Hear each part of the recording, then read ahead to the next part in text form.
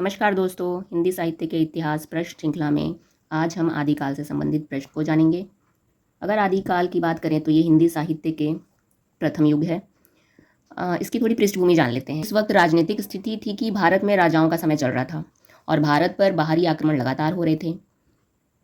और अगर हम आर्थिक स्थिति की बात करें तो लोग ज़्यादातर मजदूर और कृषि संबंधित कार्य कर रहे थे।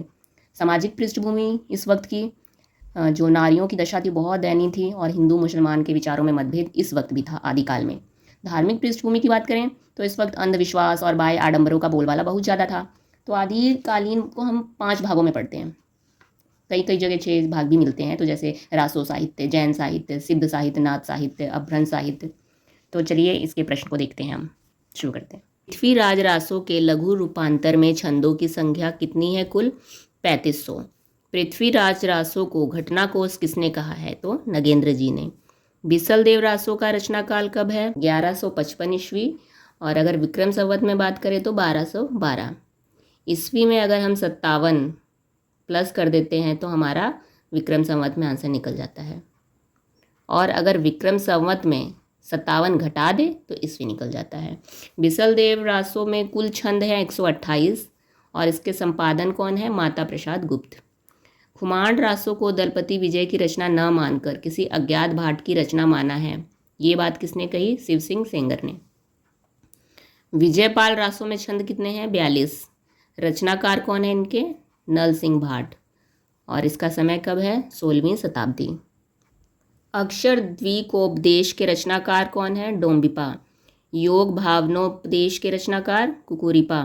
डॉक्टर पीताम्बर दत्त बड़तवाल के अनुसार गोरखनाथ का समय 11वीं शताब्दी किसने माना है? तो ये माना है डॉक्टर पीताम्बर दत्त बड़तवाल ने। और हजारी प्रसाद ने कब माना है गोरखनाथ का समय? 9वीं शताब्दी। शुक्ल और राम कुमार वर्मा जी ने माना है 13वीं शताब्दी। राहुल संकृत्यायन ने माना है 1845 ईस्वी। तो इसमें से किसी का भी एक का दे देगा कि इन्होंने कितना समय कब माना है गोरखनाथ जी का समय।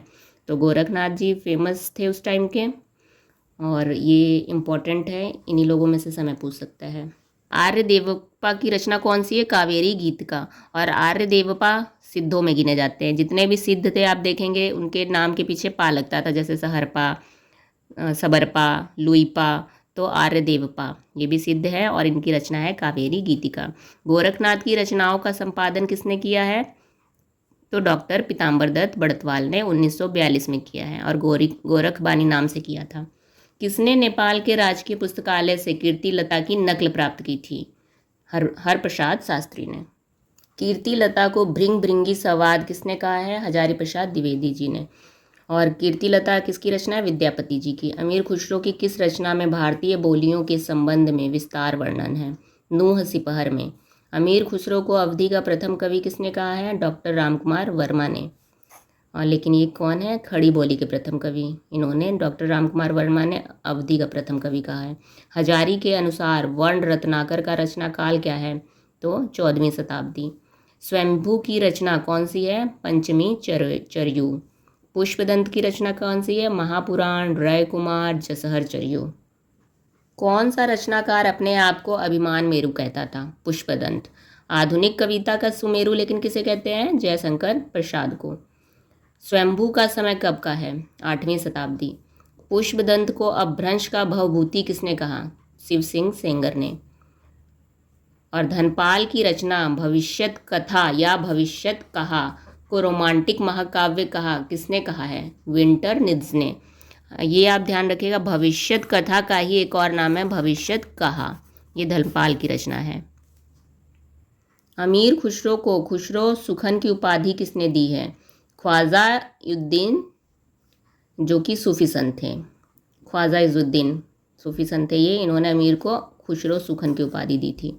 वसंत विलास का रचनाकाल 13वीं शताब्दी किसने माना है? माता प्रसाद गुप्त ने।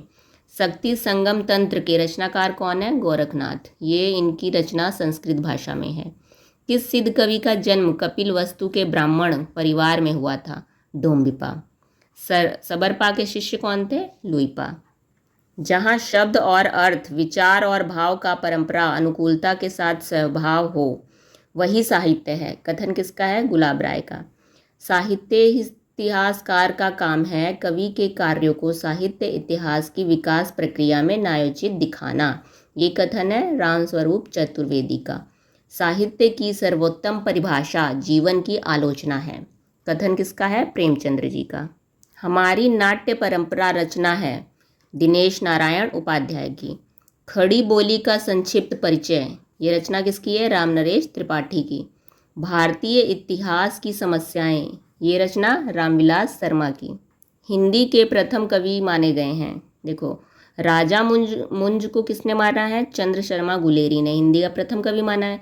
शालिभद्र सूरी को गणपति चंद्र गुप्त जी ने माना है। विद्यापति को डॉक्टर बच्चन सिंह।